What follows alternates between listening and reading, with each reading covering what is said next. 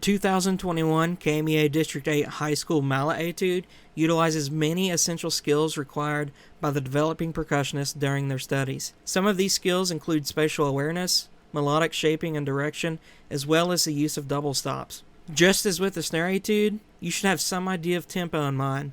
As before, mentally and physically provide yourself a few measures of this tempo before you start. Be sure to also allow your whole body to breathe a beat before you play. You see that my prep stroke is initiated in this breath to allow a full-bodied, accented forte entrance. The first three notes should all speak with a discernible rhythmic pattern with little inflection. Quick wrist motions are required to play the third note just as distinctly as the note it follows. Shortly after, an arpeggiated G major triad ascends up the keyboard. It's up to player discretion as to how to execute this, but note that movement from the preceding figure will lend itself to a left-hand lead here. Otherwise, your left hand will end up having to cross over your right to land on the G on the E count of beat 4. In measure 2, the chromatic lick that descends back down the keyboard can be alternated with either a left or a right hand lead, but beginning with the right hand on the top E natural will open the hands up and keep you from having to cross over, as well as lead you directly into the next measure with a comfortable left hand setup.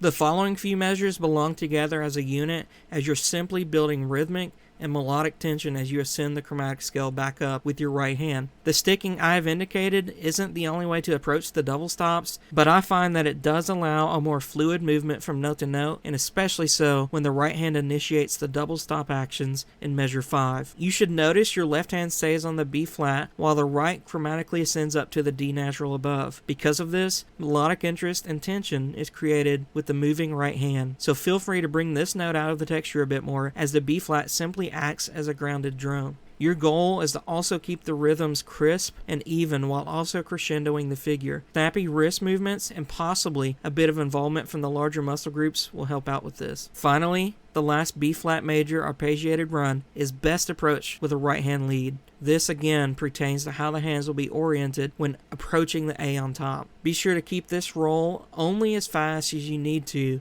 in order to achieve a sustained sound on the instrument. Faster isn't necessarily better, but it should be fast enough to give the illusion of a continuous sound and not individual rhythm. This roll should also stay at a hefty forte dynamic level and not decrescendo into the following two notes. Releasing the roll with a light release on beat 3 of the last measure will allow you time to set up for the last two notes of the etude. Subdividing sixteenths throughout the roll will help with the timing coming out of it as well. With the resonance of the roll still lingering, be sure that the last, almost grace note like A is actually heard. The last two notes are quiet, but that's relative to everything that happened before them. Each note should speak and your mallet should float off the keys after playing them.